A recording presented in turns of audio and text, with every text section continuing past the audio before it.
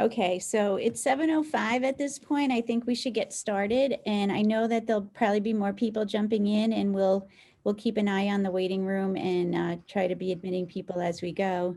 So I just want to welcome everyone. My name is Dr. Kathy Houston Wilson. I'm the chair of the Department of Kinesiology, Sports Studies, and Physical Education, and we are super excited about tonight, which is our Distinguished Lecture Series.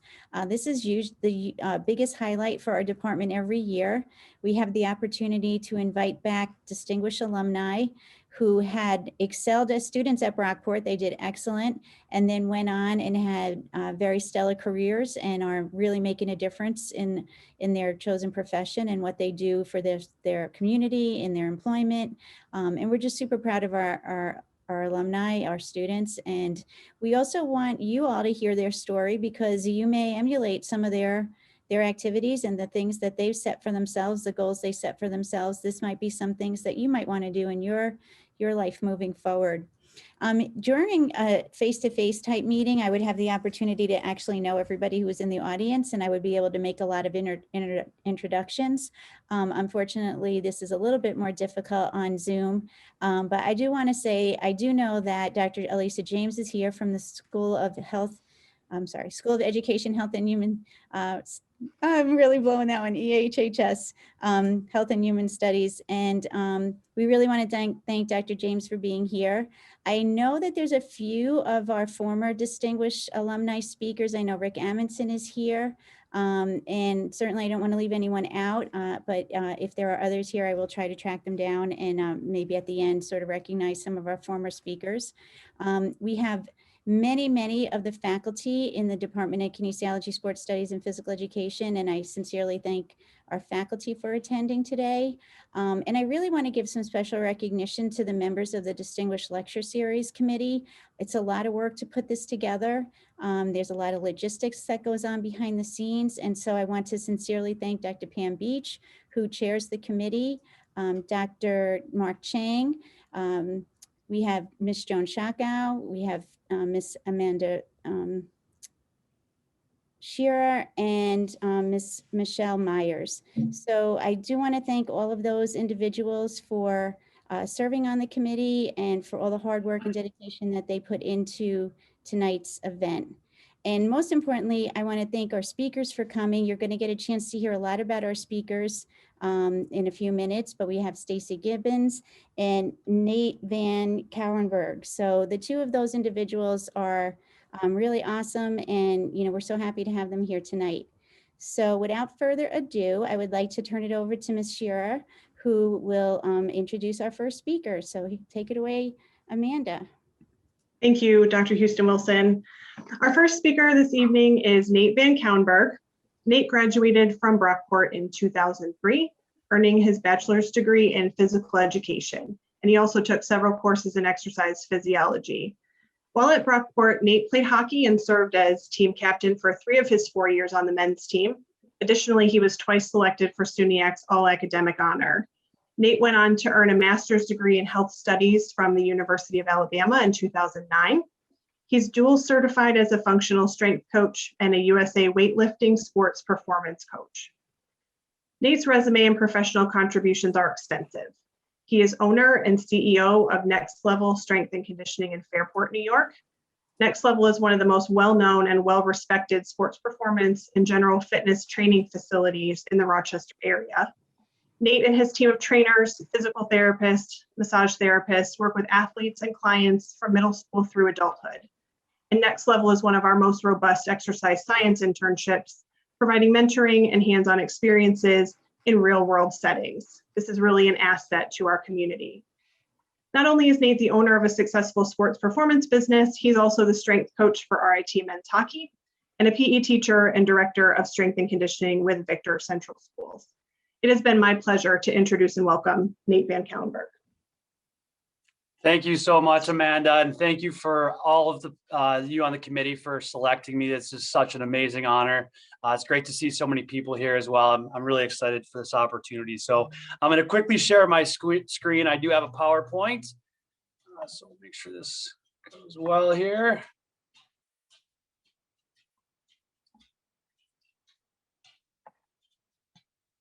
All right. There we go. All right. So again, I just wanted to thank all of you for the opportunity to be here, the committee. I want to give a special thank you to Dr. Stephen Gonzalez, who I knew was part of the committee and now is at another university. And I know he was pulling for me for this opportunity. And then, I'm a very proud Brockport alumni. Everywhere I go, I brag about being a Golden Eagle. And if you look at what some of the people from Brockport, both in my time before and after, are doing, it's amazing. Just in my time at Brockport, there are not only some amazing PE teachers making contributions, there are 2 head strength coaches in major sports. Justice Gaelic with the New York Jets and Kevin Collins, a former teammate of mine with the Columbus Blue Jackets. And that's just with my time. So the fact that I'm standing here in front of you is a huge honor. I also wanted to give a quick recognition to Coach Dickinson, who is a coach of mine who is right now battling cancer, and our thoughts and prayers are with him. So, without further ado, I'm excited to talk about transforming lives through, my experience in this field. And, I'm excited to share that with all of you. So where I am today and, being the old man in the room here, being 40 now and being in the field for quite a while, I wear a lot of hats, and by far, no matter what I do professionally, my number one hat that I'm most proud of is being a father and a husband. I actually invited the crew here today. I know they were excited to come to the banquet that was supposed to be last year, but I'm making them sit through this so they can hear my story as well. But that's definitely my number one accomplishment. And from there, professionally, on paper, it looks like I've got a lot going on, and I really do. But a part of my presentation today is going to be talking about how to remove things from your plate to make sure you're maximizing what you are doing. But professionally, I am the founder and owner of Next Level Strength Conditioning, as Amanda did say. I'm also a PE teacher and strength conditioning coordinator at the Victor Central Schools, and I'm very proud of that position. And I'm also the strength coach for the RIT men's hockey team, which is a Division I team. And how do I do all of that? I have an amazing supportive wife and family, but it's also about delegating and making sure that what is on my plate is manageable. I'm excited to talk to some of these young students here today about how that can happen for them. So thinking about my transformation specifically, and I think back to where I was as an 18-year-old kid coming into Brockport and where I am today, I'm very proud of my transformation, but in no way whatsoever am I done. I like to think of trying to be better every single day, personally and professionally. But a little bit about my time at Brockport. I came in 1999. So I think I'm technically the last year of being a millennial. So I tell people that it makes me feel young, but I came in to play hockey, and I didn't really know what I wanted to go to school for, to be honest. And, it wasn't too long after getting on campus that I realized I fell in one of the most well-known, nationally recognized sports and physical education programs out there. So it was pretty soon after that I realized that I wanted to do something in the sports and phys ed field. I love working with kids in camps in my time and my experiences. My initial reason for going into PE was I wanted to be an athletic director. And that was really the plan until after my junior year, I was introduced to Mike Boyle strength conditioning through a former teammate of mine that was playing professional hockey after his time at Brockport. And he started training with Mike Boyle. And he's one of the pioneers of functional strength training for those of you who are out there. So I went from doing long distance jogs and max effort bench and squat every single day to be better as a hockey player, not sure why it wasn't working, to training, on one leg, to sprinting and jumping and throwing medicine balls, some of the foundations of what we do today for athletes. And I felt like a completely different human my senior year. And that's where I really caught the bug. And I talked to my advisor, Coach Feeney, who I know is still at Brockport. He's the legend that he is. And I said, this is something I want to place an extra emphasis on. So we loaded my schedule with as many additional exercise science classes as possible, including advanced gymnastics. And at the time I couldn't touch my toes. So I'm sure Mr. Feeney got a kick out of that. But luckily I came out of Brockport, not just prepared to teach phys ed, which I love as part of my resume, but also prepared to help people outside of school and now in school as well in that additional setting.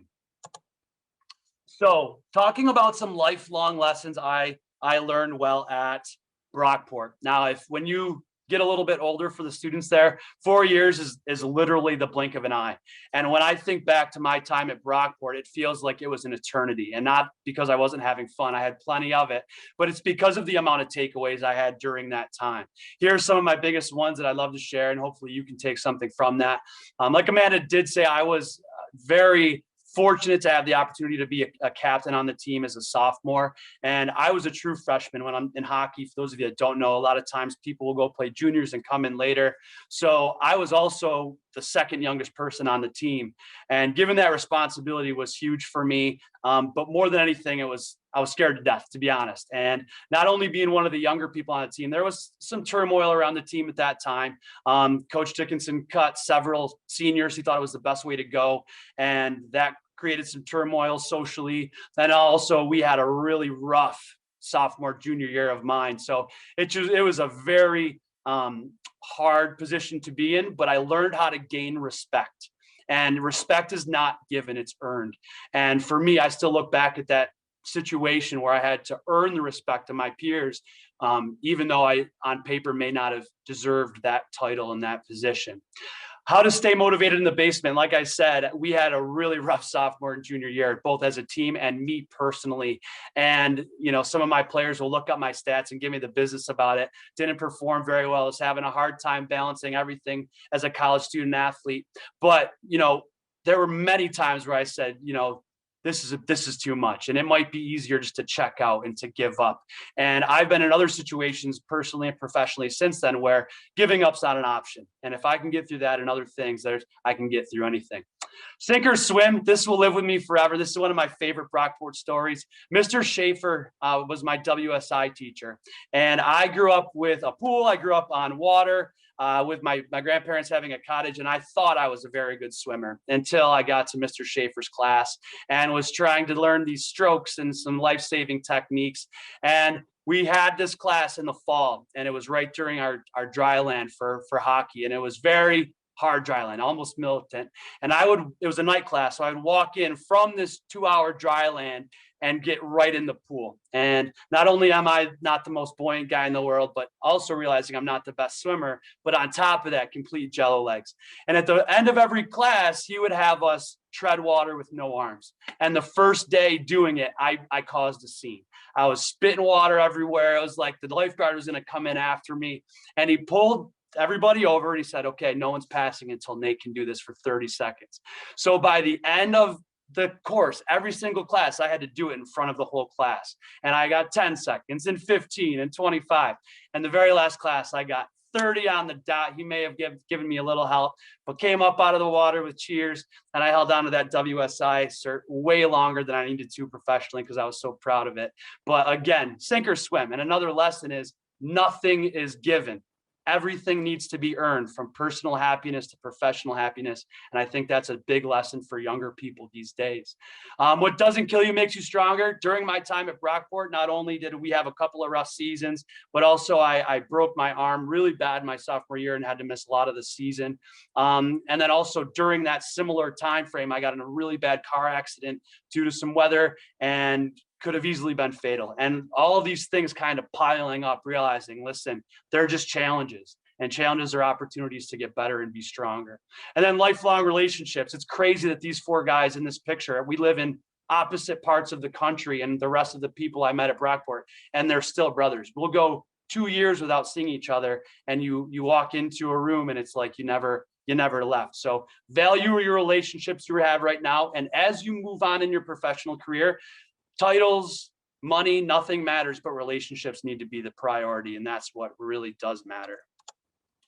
So moving on from my time at Brockport, like most college students and college athletes have, I had a bit of an identity issue. I was always a hockey guy, didn't know where to go from here. I had the opportunity to play some pro overseas, and I decided I wanted to get into phys ed as soon as possible. Probably would have only been a couple of years situation. And at the time, phys ed was a very, very competitive area where if you would apply for a position, there would literally be over 100 people applying. So I wanted to get right to it. So I student taught, I was coaching high school hockey. And at the time I started training athletes on the side.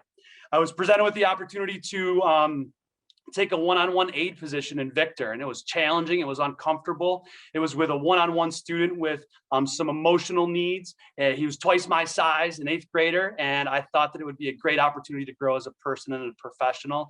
And I earned a long-term sub position that next year in that district. And, you know, a lot of the people, a lot of your professors in this chat will tell you that Victor has a very good reputation in the phys ed world, both regionally and nationally. And I walked into an amazing situation because I worked hard in that situation. During that time, you know, we're talking a few years here now, Next Level continues to grow. I was doing it in the summertime, on breaks, sometimes in evenings, to the point where I had to start working out of other facilities. You know, I had a couple of different private gyms I was working out of, not paying rent, just kind of paid by the hour. I had to have another coach or two help me out. So it continued to grow, and the following started to grow again. And then the full-time position in Victor. And this is something I'm very proud of that I still teach. A lot of people say, like, how do you do all of this? And it's because I love teaching. I love the opportunity to help kids and help be a good influence for them, not even just delivering the important content of phys ed, but to be a mentor for them as well. During my time at Victor, I started to develop a really comprehensive functional strength training curriculum as well, using my additional background in that setting. And this rock right here, I think, is important. It's something I'll always take with me. Is my first day of new teacher orientation, they gave us a rock and a white marker. And they said, write anything on this rock that's going to be your motto until the day you retire. And I don't think I was as deep of a thinker as I am today, but this just came to me. I was like, I never saw this before, but inspire, influence, and impact. And if these three things can be what drive me every day, I'm going to make a difference. And I tried to find the rock for this picture. I had to make this one, but I'm sure it's somewhere. Regardless, these three eyes will be with me every day until I am not around anymore, but it's something I do think back to. It's something I share with my staff, with our interns, with some of our field experience students as well, because it's extremely important. So fast forward a couple of years, again, I graduated in 2003. So now we're talking 10 years after graduation. I'm teaching phys ed, I'm coaching high school sports, I'm doing some things on the side in the business. And I thought I needed some more things to do, I guess. So I was actually presented with the opportunity. I was not going out to look for it, for the opportunity to open our own training facility. It was through a potential partnership, and I had a hard time saying no. And I brought this to my wife with two young kids, and, you know, it would obviously be a team effort. And again, she's always been very supportive, and we decided to do it together. And a lot of late nights as a family, painting and doing every single thing possible. Our two little kids grew up in that gym, and it could have gone really bad. I had zero business experience. I had to take out a loan to buy into the company as an LLC, and it could have gone really, really bad. And luckily, at this point, I never take anything for granted, but at this point, things are going extremely well. And I'll talk about why in a minute. But, you know, it's a proud thing that we were able to fight through all of these things, wearing every single hat and doing other things and making a difference.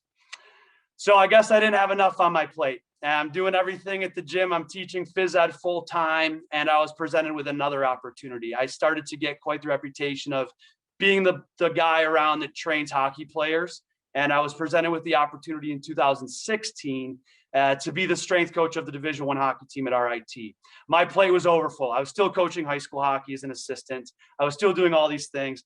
But again, bringing it to my wife, asking her thoughts, thinking about the doors it could open for our business, thinking about all the different people I could help, my passion with the sport, how much I missed being part of the college hockey setting.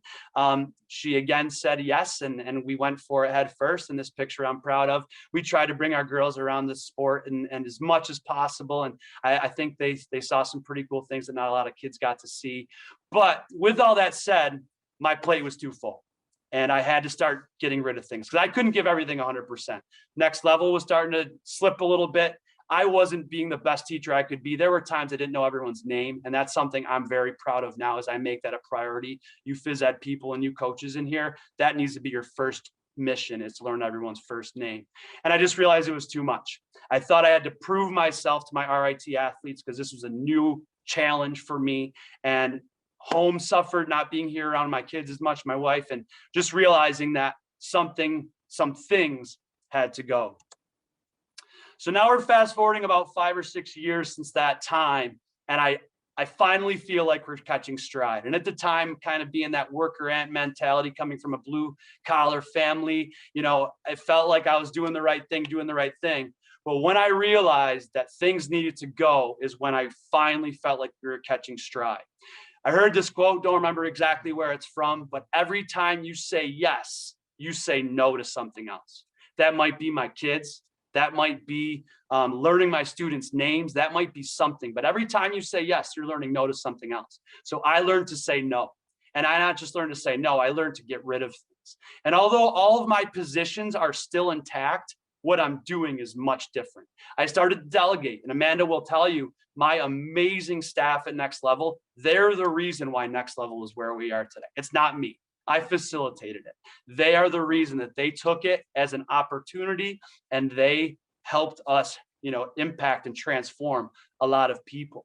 So cleaning my plate, still even those having those same positions, but leaning out what was actually my role helped us catch stride. And at this point, although we're far from done and I'm far from, feeling like I've made it or I have it figured out, because I don't, we're helping a lot of people, and not just our athletes. And there are some really pictures here we're proud of, from young kids all the way up to some big name professional athletes in that picture, to the adult population that we have that's truly a family that's above that. But also I'm realizing that as I'm getting older here, I might not be the guy in the trenches coaching as much, because I don't really coach at Next Level anymore, just our pro hockey group in the summer. I'm the facilitator. I'm the person that's really making sure that our staff is in the right place with how they can help other people. Our internship program, and we're so proud of being affiliated with Brockport at such a high level, where we're not just helping the people we train, we're helping staff develop as professionals. We're helping future professionals with our internship program. And we also have an arm of our business where we go out and we contract with high schools to implement quality strength conditioning programs at their high school. We have several locally. Another thing we're very proud of is our connection to functional strength training in the PE setting through my experience developing and revising our curriculum at Victor. And we've been doing a lot of staff development there. So through all of these things, I'm extremely proud of the people we are helping, regardless if it's me being hands-on with that or not. I'm able to be present in PE class like I talked about. I'm very proud of being a PE teacher, and I'll retire as a PE teacher no matter what happens with everything else.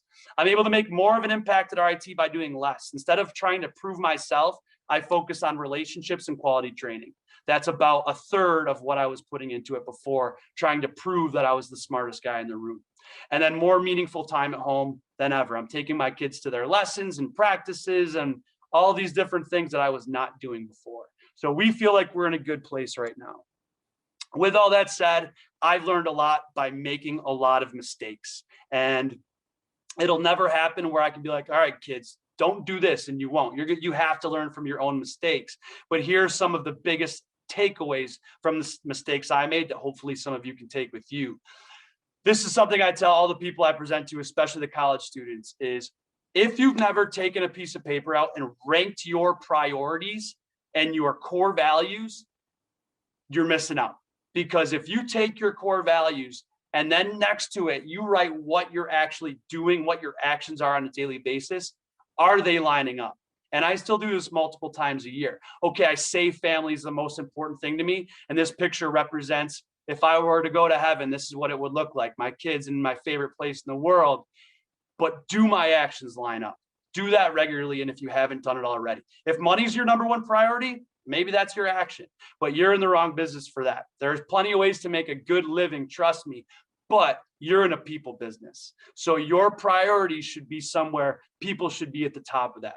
And people should always be first. Not just that should be your main mission is to help people, but surround yourself with people that are good people, good character people, good people that are as qualified or talented as you, if not more. And that's something that I did. And I leaned on people that were good to help all of us propel. Keep your plate manageable. I really drilled that home. Always take a look at your plate. Can you give 100% to everything you're doing? If not, get rid of some things. Challenges or opportunities, nothing is earned. Run toward that fire. It's an opportunity to grow. And then you have the ability to transform lives. You truly do. It might not always be making someone stronger or helping them lose weight or whatever the case may be. It might be giving someone to talk to because their home life stinks, right? So you have the ability to transform lives. Success is a journey, not a destination. So although this is a highlight of my professional career, being in front of all of you today, and it truly is, I'm not just saying that. What's next? Never content, never feeling like I've done enough, never able to sit still. So I want to first and foremost model my actions to my priorities and model love, hard work, humility, and service to my kids. It's not about me. It's not about my ego. It's about who we can help in the world.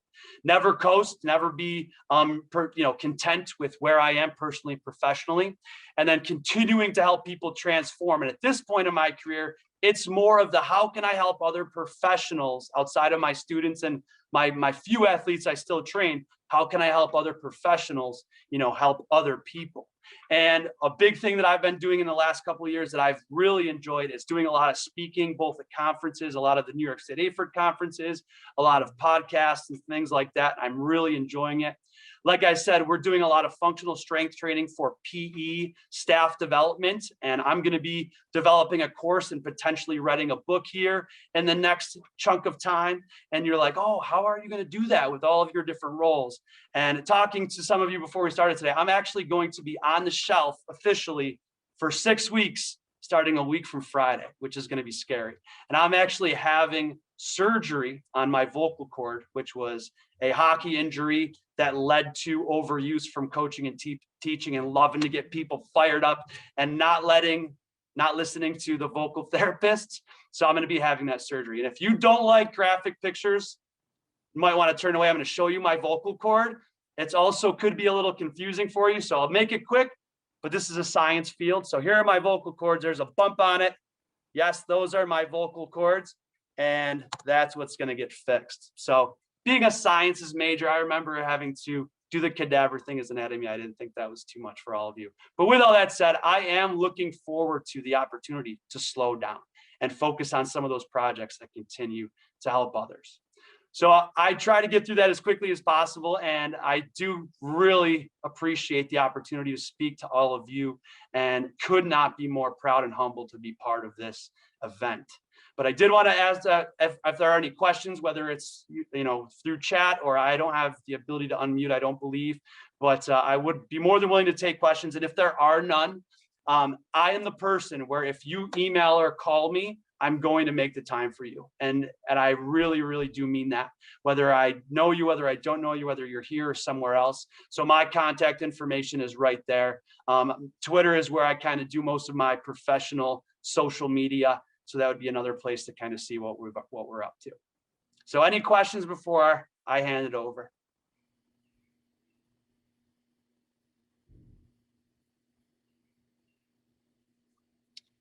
So I see the chat blinking here. Let's see if we can pull this up. I have to stop sharing. My wife is telling me. All right, I'm going to stop sharing.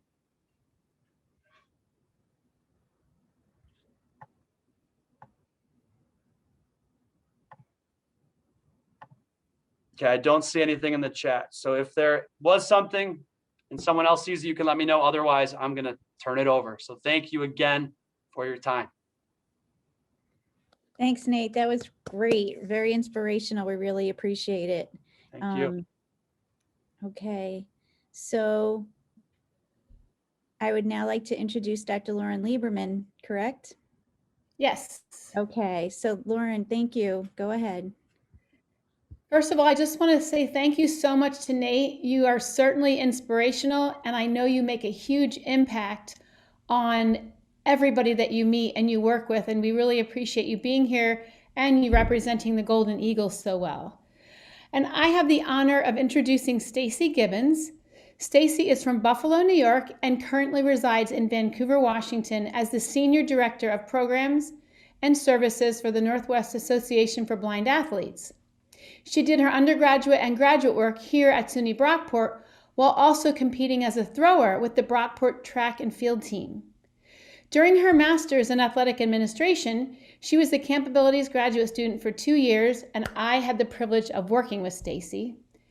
And she said to me her first year in graduate school, she said, I would love to run sports programs for children with visual impairments for my job. I would be a full-time camp director. And I thought, well, that sounds really cool. I would love to help her find that job because then she could do what we're doing for her whole career. And her work with Northwest Association for Blind Athletes provides life-changing opportunities through sport and physical activity for individuals who are blind and visually impaired across Idaho, Washington, Oregon, and Montana, which are some of the most beautiful states in our country. Currently, she's president of the Pacific Northwest Association for Education and Rehabilitation of the Blind. She's past president of the AER Division 19, and I was her secretary, which was really fun. And she was recently recognized as an American Printing House for the Blind Scholar for 2021. Stacy helped start Camp Abilities in Nebraska, and I remember when I sent her out there with Jeff, that was a fun time. And Camp Abilities Nebraska is still running today because of Stacy. She also started 2 Camp Abilities programs, one in Oregon and one in Washington, which are now Camp Spark programs through the Northwest Association for Blind Athletes. Stacy believes that if you have a body, you're an athlete, and that every person has the right to access physical activity and recreation. We are so very proud to host Stacy and hope she can come back in person in the near future. So let's give it up for Stacy Gibbons. Thank you so much, Lauren, for the introduction. Whew, and thank you to my former professors in Brockport for inviting me here today. I'm just really honored and humbled to be a part of, as a distinguished lecturer. And when I was first asked, I was like, am I distinguished enough? And then I was like, nope, reset, stand in your authenticity. And I am distinguished enough to be asked. And I just want to say, Nate, I want to be friends because it actually, like, we have touches of similar, we're both student athletes, but also I think our talks are going to really complement each other in a lot of ways. So thank you so much for sharing. So hello, everyone. My name is Stacy Gibbons. My pronouns are she, her. And today I'm speaking to you from the beautiful Northwest in Vancouver, Washington. And before I begin, I want to acknowledge that I'm on the home territory of the Chinook and Cowlitz people. I think collectively, we've been going through a huge paradigm shift over the last few years, which came to a head in 2020. And we are surviving a collective crisis right now, a pandemic, racial injustice, the criminalization of LGBTQ, global warming, and mental health. And I'd be really disappointed in myself if I didn't take a moment to acknowledge my privilege as a white, cisgender, straight woman speaking to you today. Also, 10 years ago, going to school full time as a student athlete, it was very different. I had all the opportunities at my feet, and none of them were taken away from me because of a pandemic. And I've sat and thought a lot about what it would have been like to lose senior season, or any of my seasons for that matter, and how it would have been to go to online classes. And so for just a moment, I just want to say that I'm deeply moved by all of you who have showed up today. And I would like to validate how hard you've worked to be here right now. And just a reminder that you survived every one of your hardest days. To my BIPOC and LGBTQ friends and friends with disabilities, I want to make something very clear to you. And there's nothing about me that makes me better because of who I love, what I look like, or what my body can do. And the easiest thing I can do every day is love and support all of you. And so I just want to thank you all for being here. And as we continue to move forward in 2021, my hope is that we don't return to what was, but we reinvent, we rebuild, and we create the world that we want. And for me, that is a more inclusive, accepting world full of love for one another.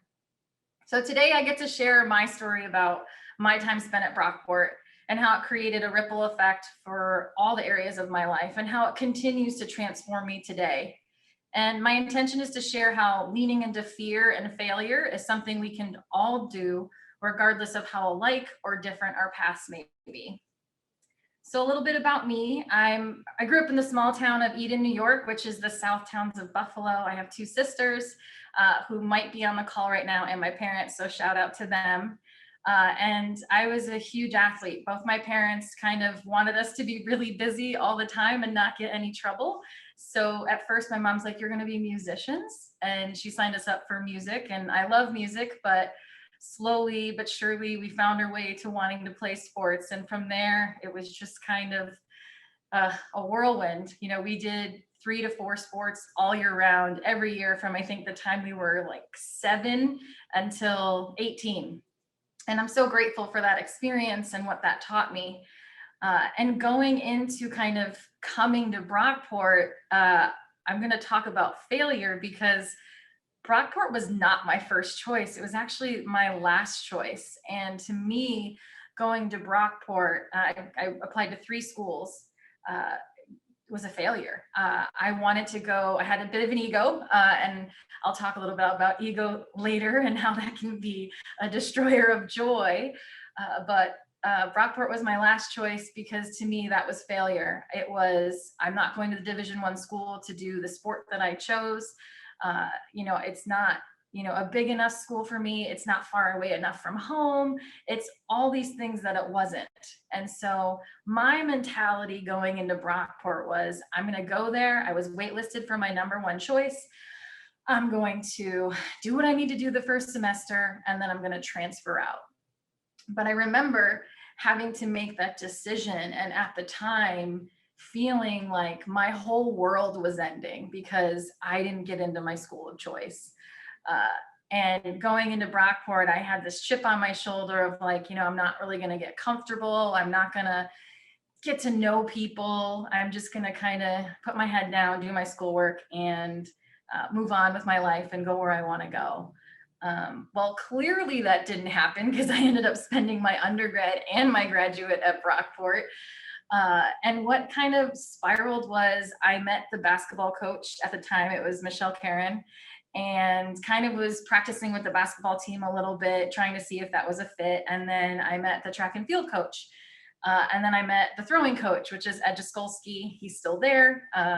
And through that experience, I found my team. I found my community of people, and practicing with them and meeting these people that were so passionate about track and field made me want to stay.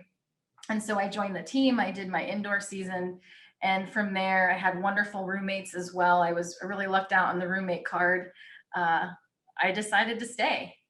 And it should be noted that my first major was nursing. I was dead set on being a nurse when I went to Brockport. And so what's funny is, again, kind of going into that failure ego comparison thing. I didn't learn my lesson the first time of, hey, you didn't get into your first school, but you went to Brockport, you found this great place, this great community. Instead, I was kind of grappling after the first and second semester, what do I want to do with my life? Where do I want to go? And how do I want to, how do I want to live my life that makes me happy? And I knew that nursing wasn't for me, but nursing was a guaranteed job. It was good pay, and it made my family happy, my parents happy. They were proud because I was going to nursing school. And my parents know this story because obviously they said it and lived it. And I'm sorry, Mom and Dad, I'm going to share it, but I knew I wanted to teach. I was like, I want to teach, I want to coach, I want to shape young minds.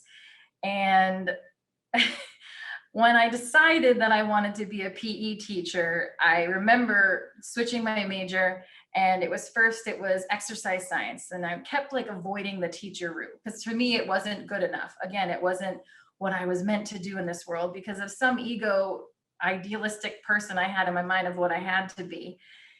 And I was exercise science and then sport management. And I was like, okay, I'll be an athletic director and I'll do this and that, and I'll have this title and all this just pent up, egotistic kind of way of being.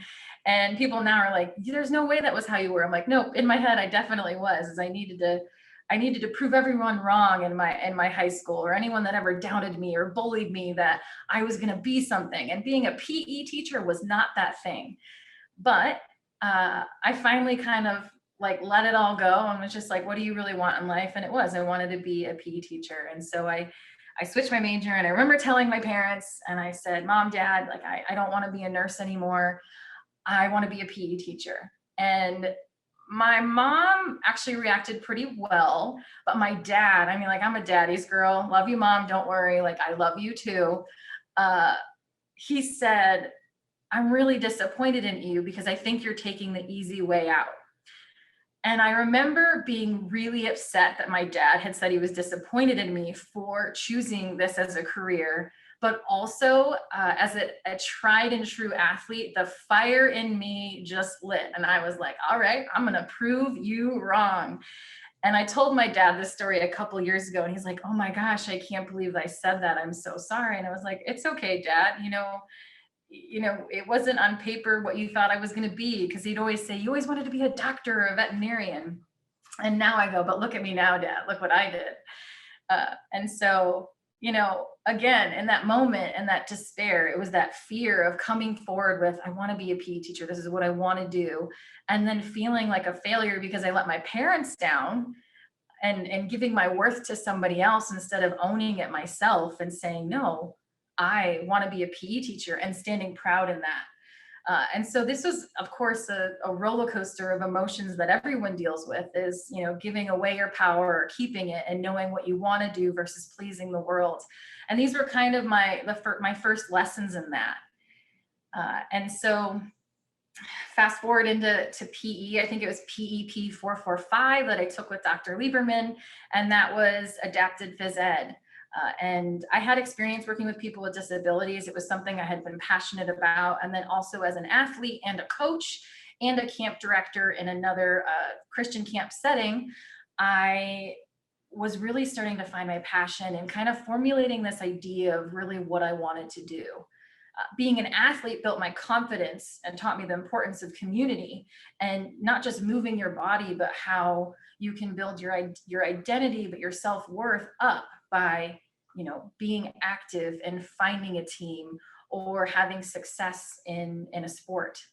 And then as a teacher and a coach, I knew I'd be able to dedicate my life to giving that opportunity and inspire for a lifetime. And so I took that class with Dr. Lieberman, and I was like, okay, I really enjoy working with people that don't have access to what I had access to my whole life. And it kind of shifted my perspective. And I just remember in one class one day, she was like, well, you should volunteer for Camp Abilities. And I was like, what's that? And I had never had experience working with someone with visual impairments before, or deaf blindness. But I always volunteered. My parents instilled really good values about giving back and wanting to get out there in the world. And as someone who wanted to kind of take agency in my career and my path, it was very important to me to seek opportunities that aligned with what I wanted to do. And so I signed up and I volunteered. And so my moment that I've shared, that some of my professors on here might even know, that changed everything, was I was assistant belay at Camp Abilities, and we had a portable rock wall. And, I don't cry as much when I say it anymore, but it was just one of those moments that really change you and how you view the world. And as someone that has always been just kind of, I'm gonna say, a tear off your bra and, radical of just like everyone deserves a right to be where they want to be. It was one of those moments for me. And so I was assist belaying an athlete who was deafblind, and he was completely deaf and completely blind, which is a very small percentage of deafblind individuals. And my friend Donna was the belay in front of me. And then my friend Beth was climbing next to him. She was free climbing up the rock wall, and he was on the rock wall in harness. And she was tactile signing in his hand where he should put his hands on the rock wall. And I remember just being there, watching this happening, and watching, three people working together to make sure that this athlete had an opportunity to climb a rock wall, and how people put so many barriers on anyone that's different, when really all it is we just have to be creative, or we just have to be willing to try to give someone an opportunity. And I was hooked. I was like blown away, life changing. It was my I think it was day one at camp. And I was like, nope, I want to do this for the rest of my life. This is what I want to do. I want to give people access to sports and physical activity. And then being a person that is, I'm going to say smart, some people might say conniving, I knew that there was a grad assistantship opportunity with Camp Abilities by day 3.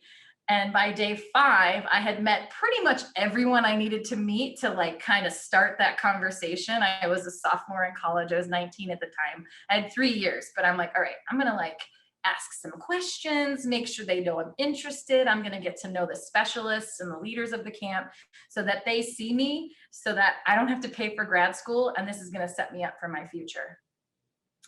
And so what I would say to you is make sure that you're taking agency and strength in your life and your career. Where do you want to go and who do you want to be? Because there's no handouts. No one's coming to rescue you. You need to take the action that you want to be where you want to be. And so how you do that is use the community you have at Brockport. One of the biggest things I always talk about to undergrads is I got to know my professors. I've had dinner with them. I would go to office hours. I would just hang out with them. Any opportunity I could kind of build that community is where I went. And not only with that, but my teammates. And just really finding my niche and where I wanted to be, but also having a sounding board. You know, if I didn't have the community that I had, those people believed in me and knew that I could do what I wanted to do. So in my hardest moments, or when I did fail or I really messed up, because there's tons of stories I could tell you where I did mess up, they still believed in me enough to pick me up when I was down. And so fast forward, I was asked to be the Capabilities grad assistant, as Dr. Lieberman had said. And I was able to start Capabilities in Nebraska. And about 4 weeks before I graduated with my master's, everyone laughs at the story, but Dr. Lieberman called me 6 times. Now, mind you, I have like the 2 callback rule. So if someone calls you 2 times in a row, it's like they're dying, or no, maybe it's like there's an emergency. But she called me 6 times in a matter of 6 minutes, and I didn't have my phone on me. So I was like, oh my gosh. And my boyfriend at the time was in the car. He's like, well, call her back. I'm like, I don't know if she's dead. I don't know what happened. Did I forget to do something? And I call her and I'm like, hey, like, are you okay? And she's like, Stacy, I found your dream job. And I was like, okay. You know, I'm kind of like, at that point, I was like, my dream job was doing what I do, is being kind of an administrative level, providing opportunities for people with disabilities to do sports and physical activity. This job did not exist in my mind. And she said, it's in Washington. I was like, oh, cool, DC. Because at the time I was very invested in my relationship. And I was like, I don't want to move too far away. My family's here. And then she's like, no, it's in Vancouver. I'm like, well, I don't want to move to Canada. And she said, no, it's in Vancouver, Washington. I'm like, okay. And she said, I think you should apply. And I guess the rest is kind of history. I applied. I took the leap. I got flown out 7 years ago. So this was in May of 2014. And I ended up getting offered the job. And I tell my boss that I took the job because he took me out for a really great dinner. It was steak and like mushroom risotto, but it was the best steak I've ever had. I don't know if it was because I was like high vibing off the day, but it was amazing. But he offered me the job over dinner. Now I was 20, I don't know how old I was, 22. No, how old are you when you're 21? I was 21 at the time. And everyone had told me they're going to offer you the job. They don't just fly you out. And I was still doubting myself, but I also had this huge fear. This fear of leaving everything I've known, fear of success, knowing I could do the job, wanting to do the job, and moving towards my dreams, but then also, well, what about everyone else back here? What if this person doesn't want me to do it? And be honest, at that time, it was definitely my boyfriend. And I said, man, if I take this job, he's going to, you know, we're not going to end up being together. Fast forward, we're not together. It's fine. So I'm like, he offered me the job, and we laugh about it now because I think I just went stone cold. Like I went super awkward, did not know what to do. And he's like, you know, and he was so excited because this was I was the first full-time position they'd ever hired. They'd gotten this big grant, and I was there to like change the way we did programs. And so we always laugh about that, about how I just went really awkward. And Billy's like, look at our strategic plan and look at all these things we can do. And you can do this, this, and this. And I'm like, I don't even know like what I want to do. And I went back to the hotel and I bawled. I mean, I'm not even that big of a crier. And I just cried my eyes out because there was so much fear of taking something that I really wanted, but what did that mean for everybody else? And what I did is I ended up finding strength in Brockport. So I had mentioned that I was on the track and field team, and Ed Jaskolski. I was really lucky to have men in my life that, including my father, that didn't really put limitations on the strength that we could have as women. And so my dad never put limitations on our dreams. He just kind of said, go for it. Do what you need to do. And my mom did the same thing. And what I love about Ed and what he did for his female athletes is he made us into strength athletes. My best friend, Steph, and I, who's running her own business in Vegas, where I don't know if we still are, but we're some of the strongest girls that have ever come out of that weight room at Brockport. And so just by building that confidence and being able to put 400 pounds on my back and squat it, watching all these men that can't do like 250 pounds, gives you some clout, a little bit of edge, but also knowing that I can call upon that community and that strength in me to lift up heavy objects, pick up things and pick them down, or just being able to make a decision knowing that I can do a job. And when I went into that interview, they said, what makes you apart? And I said, I will work harder and longer than anyone you will hire. And I will do whatever I need to do to make this successful. And sports taught me that. And lifting at Brockport taught me that. Being a part of that track and field team taught me that, is that I'm willing to take on any challenge and make it my own and make it better. And that's where I found my strength. I ultimately ended up, and then also Dr. Lieberman, my community of teachers, knowing that I could do it and saying I should take the job. So I took the weekend. My current boss did not think I was going to take the job, and I accepted it. And so again, finding strength in my community at Brockport. And it's really amazing with how everything worked out. And so what I do today, I'm gonna finish up here. I don't know how long I've been talking, I forgot to look, but so I work at Northwest Association for Blind Athletes, and what we do is everything I always wanted to do. It's giving access to all ages, stages, and abilities of people who are blind and visually impaired. So I work with babies in the pool, teaching them how to swim, doing mommy and me classes, getting them comfortable in the water, up to having 85, 90-year-olds walking and hiking with us. We taught a 70-year-old woman last year how to ski. And so we're just providing these life-changing opportunities, transforming lives by building people up, building confidence, building community and relationships by giving opportunities in sports and physical activity. We do skiing and snowboarding, track and field, hiking, biking, and we do it across 4 states. We're in Montana, Idaho, Washington, and Oregon. And my role, I'm the Senior Director of Programs and Services, is to lead our programs team in all 4 states. And I say it all the time, but I have the best job in the world. I've been here 7 years. I planned on only coming out for 3. And my parents are convinced I should come home and start my own. But I'm pretty happy in where I live, and I have an amazing team of people. And I loved what Nate said about how his team he facilitates, and his team really took it and ran with it. In the hiring process, you always work really hard to make sure you have good people, and we have an amazing group. They happen to be all women actually right now, but amazing group of people who are living our mission and working every day to make sure our athletes are served in the best way possible. And it just makes me so proud to be a part of an organization that is now nationally recognized, that is world recognized after we launched our YouTube video resource library last year. And I couldn't be prouder to be an alumni of Brockport and being asked to be here today. But just to be able to carry on as a Golden Eagle, as a former athlete, what we do in every athlete I meet is pretty special. And I'm just going to share, we call mission moments, but one of my mission moments, you have a lot of things that change you. We have an athlete, and his name's Jake, and his mom said I could say his name. So when he came to us, it was his first experience with us was at one of our camps, so Camp Spark, and he was crying and like really closed off. He's homeschooled and just had no desire to be there. Clearly mom signed him up. He had never really done any type of sports before and was just not having it. And I remember talking to him, and he was really shy, and I was like, look, we're going to go up to your room now. We're going to get you situated. It's going to be okay. And, we went through that week of doing all the sports, and it's that community of people building you up. And at the end, we do a closing circle, and I love to call it, my coworker loves to say, I just like to make everyone cry, but I like everyone to share their moments of gratitude. And he was standing next to me, and he whispered in my ear, he's like, this was like the best week of my life. And then he started bawling, and then I'm crying and like putting my arm around him, like, it's okay, buddy. Like, I feel you. Like, I know it's like the best week of your life, and I'm just so glad you had a good time.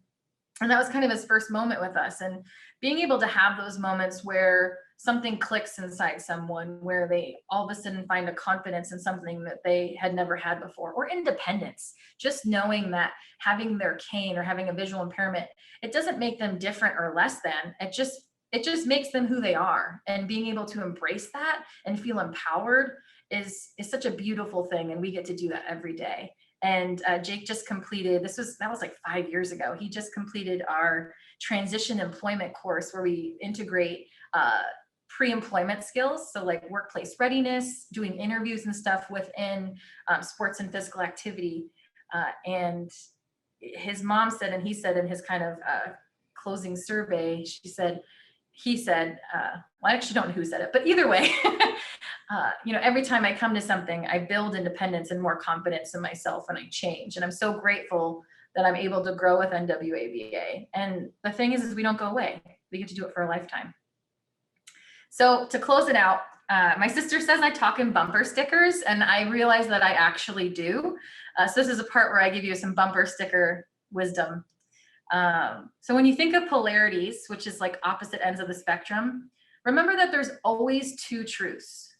And I encourage you to change the narrative so that you understand that we hold both truths. So an example, you cannot have joy without pain.